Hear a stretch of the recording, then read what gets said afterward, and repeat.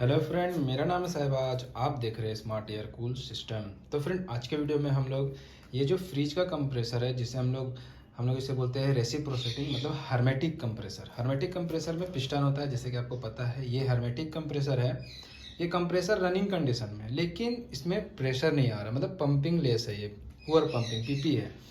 तो अगर आपको इस टाइप का अगर हर्मेटिक कंप्रेसर मिलता है, तो उसे आप फेंकने की जगह उसे आप रिपेयरिंग कर सकते हैं बहुत इजी और बहुत कम कॉस्ट में। तो ज़्यादातर इसमें जो प्रॉब्लम होता है वो हम आपको बताते हैं। ज़्यादातर प्रॉब्लम कब होता है, जब इसका स्प्रिंग निकल जाता है, तो ये जो कैपलरी देख रहे हैं डिस्चार्ज वाला अंदर में जो लगा हुआ पाइप, ये बॉडी में टकरा के कहीं से क्रैक हो जाता है, पहला। दूसरा, या तो इसका जो रीड होता है, रीड बोले तो एक वल्व होता है, पत्ती लगा हुआ होता है, वो टूटता है, तब होता है। ये दो केस होता है, क्योंकि इसका बोर और पिस्टन बहुत कम खराब होता है, कनेक्टिंग बहुत कम खराब होता है। जैसे कि अभी हम इसको ऑन करते हैं, कंप्रेसर रन कंडीशन में है, लेकिन प्रेशर एक भी नहीं है, इसको जरा सा भी प्रेशर इसमें नहीं है, लेकिन कंप्रेसर चल रहा है।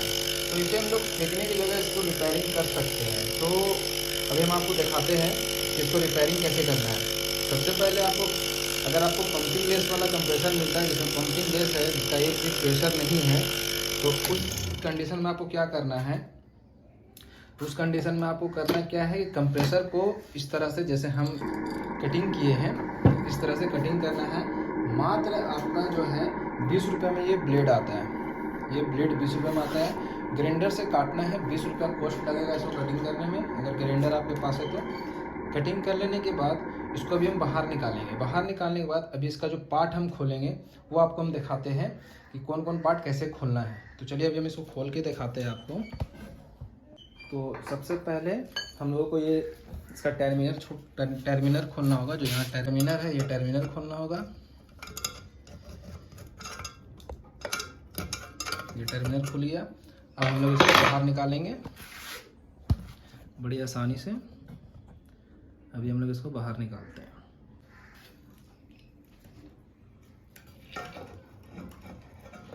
देखिए, इस तरह से ये बाहर निकलता है। बाहर निकालने के बाद आपको एक और खोलना है, जैसे कि 8 नंबर टीरिन से ये जो बोल्ट दिख रहा है डिस्चार्ज वाला, इससे आपको खोलना होगा। इसको खोल के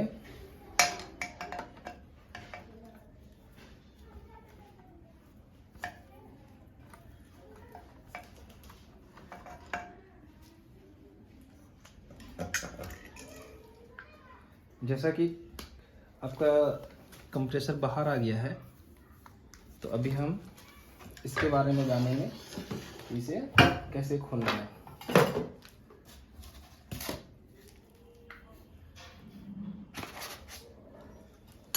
तो अब जो है, अब हम लोग खोलेंगे इसका हेड। तो हम आपको दिखाते हैं हेड खोल के, हेड कैसे खोलना है। जैसा कि ये हेड है, तो हेड को हम लोग को, ये छोटे छोटे गोटी है, इससे हम लोगों को खोलना है। तो इसमें कितना नंबर लगता है, 5 नंबर।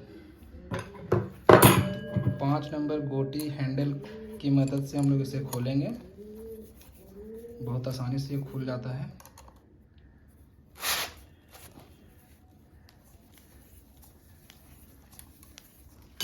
इस तरह से मैं इसे खोलता हूँ पहले।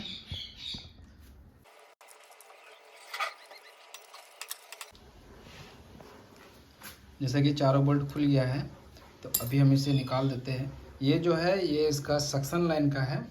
ये इसका काम है, ये एक्चुअली से एक्यूमुलेटर है, जो आप देखे होंगे रोटरी कंप्रेसर में जो रिसीवर लगा हुआ होता है, जिसको हम लोग एक्यूमुलेटर एक्चुअली कहते हैं। इसका काम है लिक्विड को वेपर में बदलना। इसको हम यहाँ रख देते हैं। ये हेड है।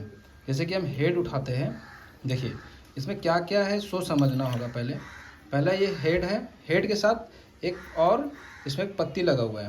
देखिए पत्ती लगा हुआ है। तो ये हेड हो गया। ये इसी का रीड है, इसी को रीड बोलते हैं। इसका काम है एक साइड से सक करना और दूसरे साइड से लॉक कर देना। तो ये रीड तो सही है हमारा, जैसा कि रीड दिख रहा है, ये रीड ठीक है। इसको साइड करते हैं। ये है इसका पत्ती, मिडिल पत्ती, ठीक है, मिडिल पत्ती। अच्छा देखिए इसका बीमारी मिल गया।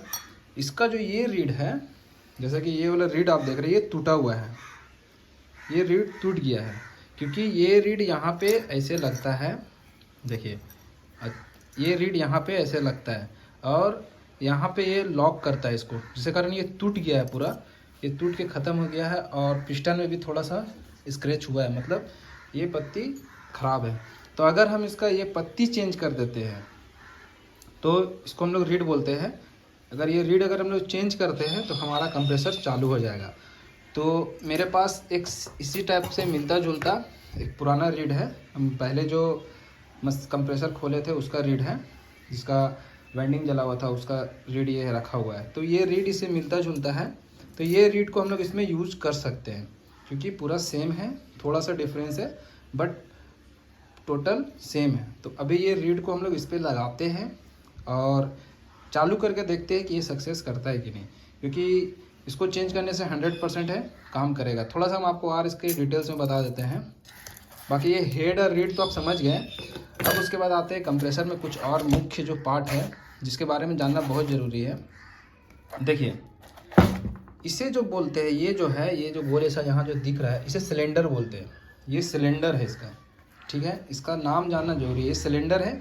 ये जो आप देख रहे हैं जो यहाँ तक ये वाला ये पार्ट को देखिए, ये जो पार्ट है इसको बोलते हैं कनेक्टिंग रड। इसको कनेक्टिंग रड भी बोल सकते हैं, बहुत सा कनेक्टिंग बोलते हैं। ये कनेक्टिंग हो गया। और ये जो पार्ट है, ये जो गोल ऐसा, इसको बोलते हैं पिस्टन। तो पिस्टन को और क्रैंक, इसको क्रैंक शाफ्ट बोलते हैं। ये जो देख रहे हैं ये क्रैंक शाफ्ट है। तो इन दोनों पिस्टन को और क्रैंक शाफ्ट को आपस में कनेक्ट करने वाली पार्ट को हम लोग कनेक्टिंग रड कहते हैं। जैसे कि अभी हम इसको घुमा कर दिखाते हैं आपको कि ये काम कैसे करता है। जैसे कि देखिए अभी ये घूम रहा है, तो इसका काम यही है, क्रैंक शाफ्ट ऊपर नीचे होता है, तो कनेक्टिंग रड का काम है पिस्टन को ऊपर नीचे करना, जैसा कि पिस्टन को ये ऊपर नीचे कर रहा है। तो चलिए ये तो समझ में आ गया। ये इसका वेंडिंग है, ये इसका रोटर है। तो अब हम इसमें फिटिंग करते हैं। उसके बाद आपको दिखाते हैं कि ये काम कर रहा है कि नहीं। तो चलिए फटाफट हम इसे फिटिंग करते हैं। एक बात और ध्यान दीजिएगा, जब भी आप खोलते हैं कंप्रेसर को तो ध्यान दीजिएगा, छोटा सा भी अगर डस्ट रहेगा तो आपका प्रेशर पूरा नहीं बनाएगा। तो कुछ फ्रेश कॉटन कपड़ा से इसको पोंछ लीजिएगा। जैसे कि अभी हम लोग ये रीड लगाने वाले हैं, क्योंकि ये रीड टूट गया है तो इसको यूज़ नहीं करेंगे, इसको यूज़ करेंगे। तो अभी क्या है कि इसमें थोड़ा थोड़ा हम लोग गैस्केट सोल्यूशन जो होता है, सोल्यूशन लगा कर लगाएंगे, ताकि जो खुलने से जो कुछ डस्ट वस्ट के कारण गैस्केट फटा होगा वो इसमें सही से काम कर जाए। और इसमें जब भी लगाए तो गैस्केट सोल्यूशन ही लगाए, अदरवाइज़ कोई भी अगर इसमें आप लगाते दूसरा सोल्यूशन वो काम नहीं करेगा। तो इसमें इस तरह से गैस्केट सोल्यूशन लगाना है।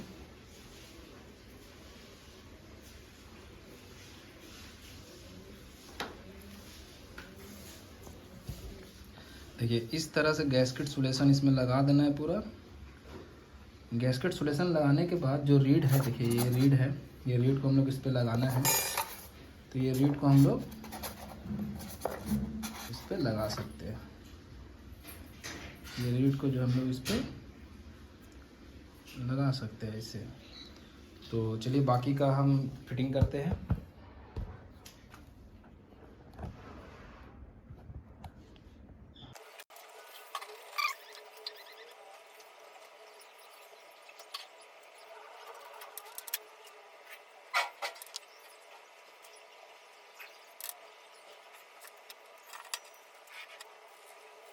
तो फ्रेंड इस तरह से पूरा सेटिंग करने के बाद जो जैसे खोले थे सेम उसी तरह लगाने के बाद चारों बोल्ट को बराबर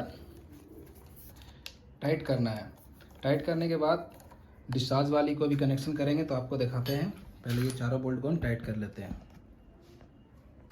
तो फ्रेंड इस तरह से इसको पूरा फिटिंग करने के बाद आपको एक बार इसे घुमा के चेक कर लेना है कि मेरा जो रोटर है वो फ्री घूम रहा है कि नहीं। क्योंकि इसको चेक करना ज़रूरी है, नहीं तो अगर कुछ इसमें टच वच करेगा तो फिटिंग करके चालू कीजिएगा तो बहुत ज़ोर से आवाज़ करेगा और कुछ नुकसान भी कर सकता है। तो चेक कर लेने के बाद अभी हम उस पर फिटिंग करते हैं।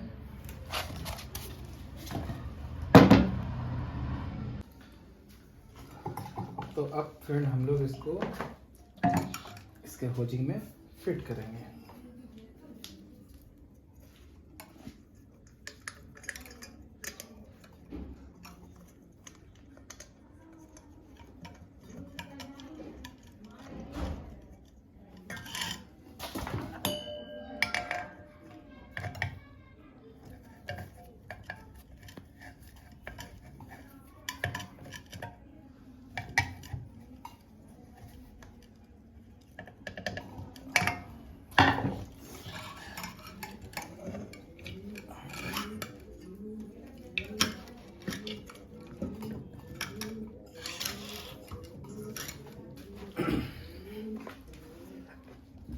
तो ये फिटिंग करने के बाद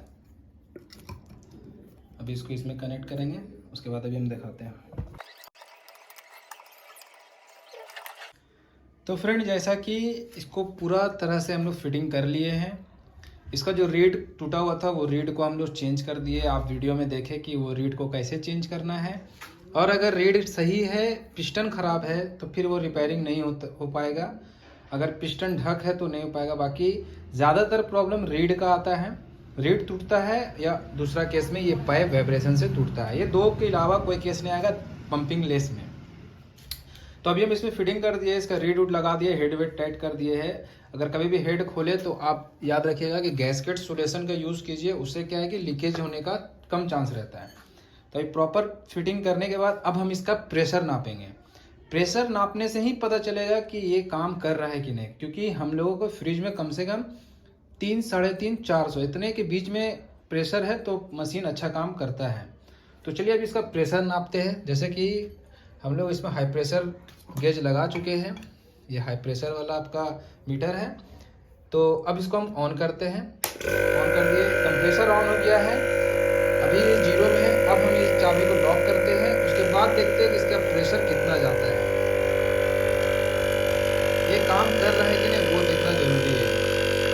ये 350 पार हो गया, 400 पार हो गया, 500 पार हो गया, मतलब 500 पार का जा रहा है, मतलब 500 तक प्रेशर चली जा रही है, मतलब ये कंप्रेसर 100% वर्क कर रहा है।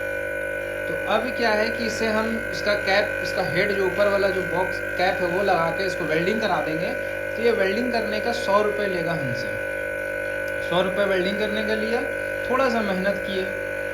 अगर ये रीड आपके एरिया में मिलता है तो आप खरीद सकते हैं। बहुत सा कंप्रेसर का बहुत सी जगह में पार्ट भी मिलता है। तो ये 100 से 150 में रिपेयरिंग हो जाएगा ये कंप्रेसर, पंपिंग लेस। अगर थोड़ा सा मेहनत करना चाहे तो। अगर आपके पास बहुत सारा कंप्रेसर पड़ा हुआ है तो आप इसे रिपेयरिंग कर सकते हैं। जैसे कि हम रिपेयरिंग किए, ओके हो गया, तब इसे हम कोई फ्रिज में लगा सकते हैं। तो फ्रेंड हाय फ्रेंड, वीडियो आपको अच्छा लगा हो, कुछ समझने को मिला हो, रिपेयरिंग को जानने के लिए मिला हो, तो अगर कुछ जानने को मिला हो तो फ्रेंड हमारे यूट्यूब चैनल को सब्सक्राइब कीजिएगा, वीडियो को लाइक कीजिएगा। और अगर कुछ पूछना हो तो प्लीज़ हमें कमेंट करके पूछिएगा।